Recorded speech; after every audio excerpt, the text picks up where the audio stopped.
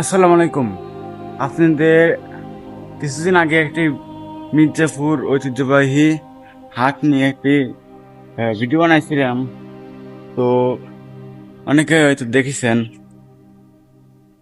তারপরে আজকে অনেকদিন পর আবার এলাম। তো বিদ্যুতের বিল দিতে। তো এসে দেখি, তো মির্জাপুরের গাঙের কথা বলেছিলাম।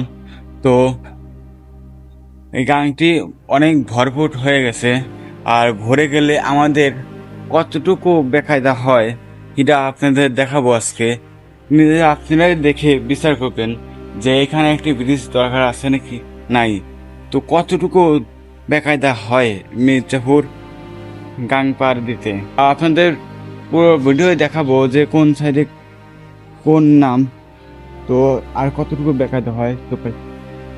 তো দেখেন সবাই, এই এত বড় একটি গাং পাড়ি দিতে কতটুকু বেকায়দা হয় দেখেন। বড় বড় নৌকা দিয়ে পাড়ি হওয়া লাগে, অনেক পরিশ্রমের টাকা দিয়ে। যখন এই নৌকা শুধুমাত্র এই গাং পাড়ি দিতে এত টাকা খরচ করে হয়, তখন ওদের কারণে অনেক কষ্ট হয়। তো নদীর ওই পাশে অষ্টমীনিশা বলে, আর এই পাশে হলো মির্জাপুর হাট বলে। তো আপনারা দেখেন নদীর ওই পাশ থেকে নৌকা আসতে অনেক দেরি হয়। এখানে অনেক ছাত্রছাত্রী বা অনেক শিক্ষক বা অনেক চাকরিজীবী আছে, তাদের অনেক সময় বসে থাকতে হয়। তার কারণে অফিসে যেতে, স্কুলে যেতে বা অনেক অনেক কারণে দেরি হয়ে যায়।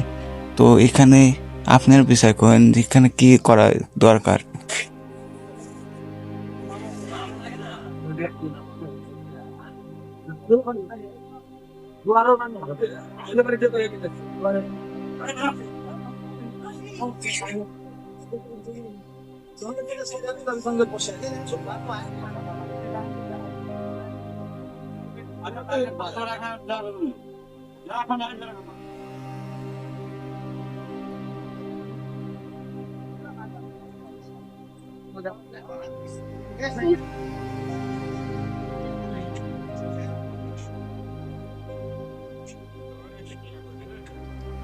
তো আপনারা দেখলেন এত সময় হুন্ডা মুন্ডা মানে অনেক পারাপার যাত্রী কত কষ্ট করে পারাপার হয়।